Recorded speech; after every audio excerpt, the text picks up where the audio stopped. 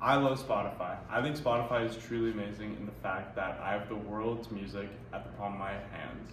But to me, Spotify has one glaring issue, and that is I don't really choose what I listen to anymore. This is due to Spotify's predictive algorithms, and much like other companies that use them, these algorithms are personalized to me. So they choose what I'm most likely to enjoy. This applies to our shopping, to our streaming, and to our music.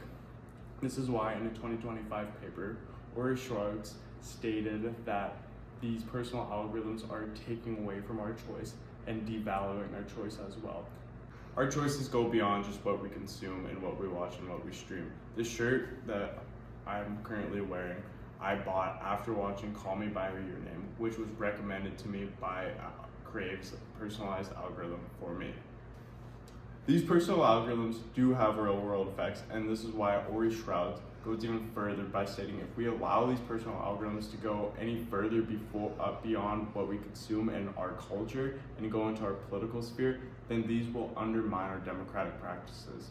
Take the new building on UBC, and instead of going through all of UBC's committees and community outreach, and instead going to a personalized algorithm for UBC to deem what would be UBC's least controversial step. I would take Schwartz's idea and go even further in stating that AI may lead to us undermining our democratic practices.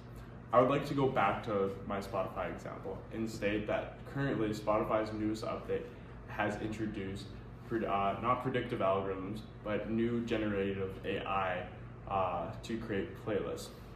These playlists aren't entirely new and are similar to the predictive algorithms, but this idea of humans being assisted with AI is not entirely new and not entirely unique to Spotify.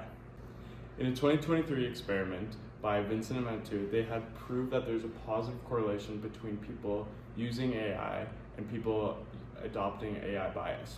In their experiment, they had two groups of doctors, one group being only human and the other group being assisted with AI. The AI-assisted group overwhelmingly had more mistakes than the human group. Even after taking AI out of the equation, the AI-assisted group had similar mistakes and errors to when they were using AI. Vincent and Mantu had now stated that there is a positive correlation between people using AI and people adopting AI bias. If we apply this logic to not only medical diagnosis, but into the real world, which I do not believe is hard to do, then we may see more issues with the usage of AI. In my mind, this reminds me of the world of WALL-E, in which everybody is just following what an AI follows.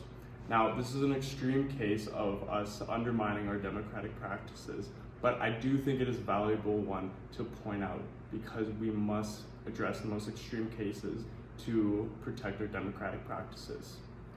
So how do we ensure that we do not develop an AI bias and so that we can choose for ourselves? For me, I believe that we must do two things. One is to go analog.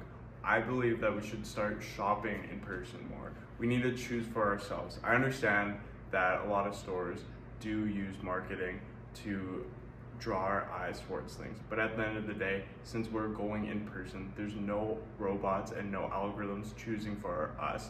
We are choosing for ourselves. And second, I say that we need to talk to people. We need to talk to other people. AIs operate like a black box. We don't know exactly how they get their biases and how they get to their conclusions. But if you talk to a person, then you can understand where their biases are. You can understand why they make the choices that they do.